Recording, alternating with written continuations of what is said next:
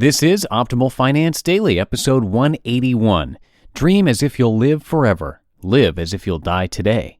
By J Money of budgetsaresexy.com. And I am your host, Dan, and this is, of course, the podcast where I read to you from some of the very best personal finance blogs on the planet. And we'd like to hear from you about what you would like to hear from us in terms of content here on the show. If you have any topic requests, maybe an author that you've read, a blog that you've stumbled upon that you'd like to hear read here on Optimal Finance Daily, come and let us know at oldpodcast.com. And even though it's not Minimalist Monday today, I am going to keep things minimal for you, so let's jump right into the post and start optimizing your life.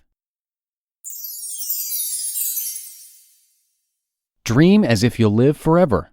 Live as if you'll die today. By J Money of budgetsaresexy.com. There's been a smarty pants leaving comments on this blog lately, and I thought I'd highlight one of them because the guy knows what he's talking about. And he's also pretty good at conveying his message. If you're reading this, sir, might I suggest you take up blogging? He was wrong in assuming I was about to lead a pauperish lifestyle. This comment I'm about to read was a response to me mentioning I'm about to go on a mortgage payoff binge, which I'll be blogging about soon. But I think this guy nails the balanced life concept on the head. Any extreme in personal finance is usually not a good thing. Here's what my new friend Gene Roberts from Chandler, Arizona wrote. Quote, I can't argue with the desire to get debt-free as quickly as possible. After all, if I didn't have to pay my mortgage right now, I'd have another $1,100 a month to play with. However, I would caution against going hardcore. That really makes it sound like you're thinking about living like a pauper to put every penny towards your mortgage. I have read many comments about people that live this way, what I would call excessively beneath their means. And not to discourage fiscal responsibility, but I believe that you should seek balance in life. I attempt to find a balance between planning for the future and enjoying my life in the here and now. I don't have any debt except my mortgage, and I put 16% of my pay into my 401k, plus employer's 6%. I have a significant EF if you include my gold and silver investments, and I'm starting to accelerate payments on my mortgage.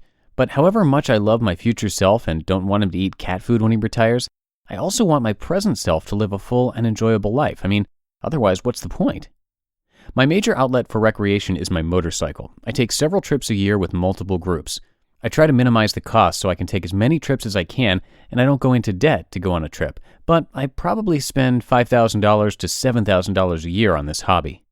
If I sold my bike, put that money and the majority of my discretionary income towards my mortgage, I could have it paid off in about 8 years versus the 14 years I have planned, but that would be 8 years of missing out on an activity that I derive a great deal of enjoyment from and share with many friends.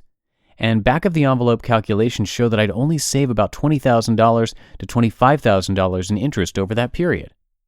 Overall, I do take the long view of my finances, but I don't sacrifice everything now just to be richer in the future. Also, where does it stop?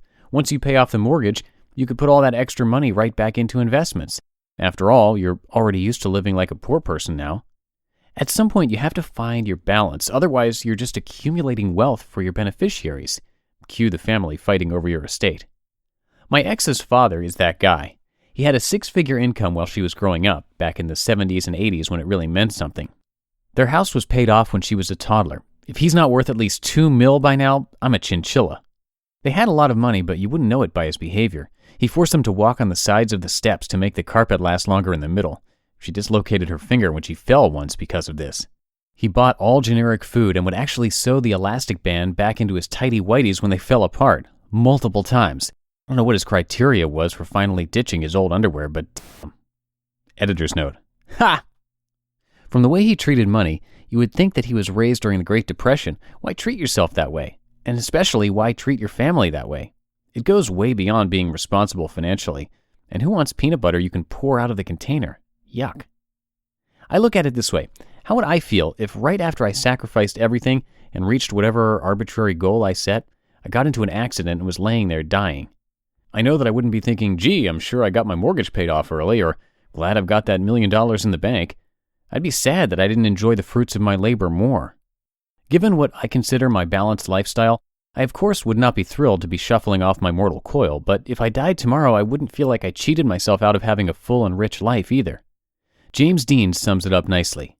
Dream as if you'll live forever, live as if you'll die today. After all, our financial planning is just a dream that we make happen.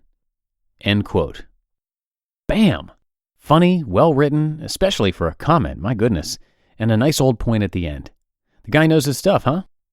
I know it's easier said than done, especially when you have bills up the wazoo and everyone telling you to save, save, save, or you're going to turn into a donkey. But these are good words to live by, or at least think about every now and then.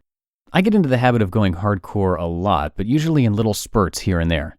You know those people who get crazy passionate about something for like 2 months and then stop on the dot and move to another shiny thing? That's me. Only with finance, I tend to hold on to things a lot longer than normal. But after all the money I've saved or spent or invested over the years, etc., I have never given up my passions in life. I always need adventure spilling in and giving me breaths of air. Plus, I can't ever get away with anything too crazy anyway, due to Mrs. Budgets Are Sexy putting me in my place. I think it's very important to have a little fun every now and then, or you'll drive yourself bonkers. And worse, you may just give up on your goals altogether. That's the worst. The people that usually last are the people who take their time and gradually reach their dreams with bits of breaks and revisions throughout their lives. We're not robots, and we're certainly not meant to focus all our energy on just one thing, especially with finance. Without balance, we're just asking for trouble. You just listened to the post titled Dream as if you'll live forever, live as if you'll die today by J Money of budgetsaresexy.com. And we didn't actually plan this out, but the post that Justin is reading today for Minimalist Monday on Optimal Living Daily, our brother podcast, actually has a really similar theme, and Justin shares some of his personal experience at the end of the episode too, really similar to what Jay Money was saying at the end of this post about how the all-or-nothing mentality can drive you bonkers. Definitely check it out if you haven't already. That's episode 332 of Optimal Living Daily, today's episode. And while you're doing that, you might also want to check out his brother's podcast, Optimal Health Daily, which will motivate you to get healthy and answer your questions every Friday. And I'll leave it at that. Tomorrow we're going to hear from one of our regular authors, Mr. Money Mustache, and how he feels about Dave Ramsey's material. I'm sure he won't censor himself, so stay tuned for that exciting and controversial post tomorrow where your optimal life awaits.